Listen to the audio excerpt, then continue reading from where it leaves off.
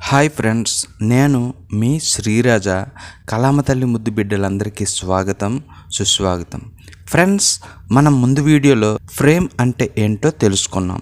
చూడని వాళ్ళు ఈ వీడియో క్రింద ఉన్న డిస్క్రిప్షన్లో లింక్ అయితే ఉంటుంది. ఆ లింక్ని క్లిక్ చేసి మీరు ఆ వీడియోని చూడవచ్చు.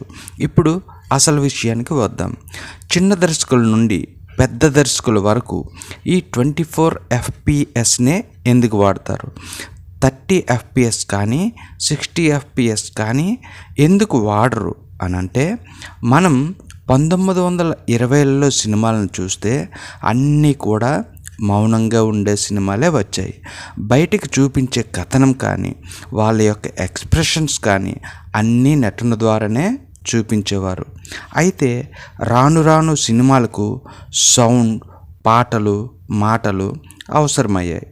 ఈ క్రమంలో ఒక సమస్య అయితే వచ్చింది. ఈ మౌన చిత్రాలకు పర్ఫెక్ట్గా వీడియోతో ఆడియోను కలిపి ప్లే చేయాలంటే అటు ఎక్కువ కాకుండా ఇటు తక్కువ కాకుండా ఒక స్థిరమైన వేగంతో ఫోటోలు అనేవి మారాలి.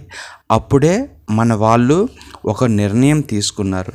అదే 24 ఫ్రేమ్స్. ఈ 24 ఫ్రేమ్స్ అనేవి ఒక స్థిరమైన వేగంతో ఫోటోలను కదిలిస్తూ సౌండ్కి సరిపడే అతి తక్కువ ఫిల్మ్ ఖర్చు అయ్యే ఒక మంచి మాధ్యమం. ఎప్పుడైతే ఈ 24 ఫ్రేమ్స్ అనేవి ఒక స్థిరమైన వేగంతో ఫోటోలను కదిలిస్తూ సౌండ్కి సరిపడే అతి తక్కువ ఫిల్మ్ ఖర్చు అయ్యే ఒక మాధ్యమం అయితే కనిపెట్టారో మన దర్శకులందరూ అప్పటి నుండి ఈ 24 ఫ్రేమ్స్నే ఫాలో అవుతూ వచ్చారు. దీనివలన సినిమాను చూసే ఆడియన్స్ అయితే ఒక క్యారెక్టర్ని మంచి అటెన్షన్తో చూస్తారు. అందుకే మన దర్శకులందరూ ఈ 24 ఫ్రేమ్స్నే ఉపయోగిస్తారు.